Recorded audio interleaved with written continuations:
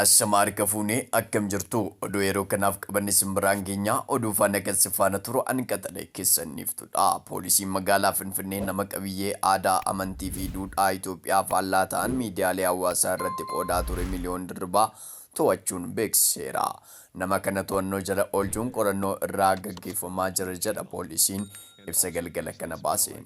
Namni Miliyoon Dirribaa jedhamu viidiyoo miidiyaalee hawaasaa adda addaa irratti gadhiisuun namoota hedduu biraa dheekkamsa kaasaa ture jedha. Poolisiin himannaan namoonni kaasan cinaatti seera yakkaa Itoophiyaa gochaan faallaa amala gaarii yakkaan nama gaafachiisan hojjeteera jedha poolisiin.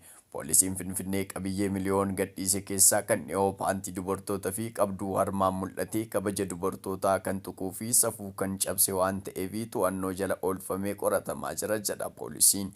Viidiyoowwan miidiyaalee adda addaa irratti gadhiifamuun duudhaa hawaasaa kan sarban ta'an dhufaniiru jechuun namoota viidiyoolee akkasii gadhiisan irraa tarkaanfii fudhachuun akka itti fufu ibseera.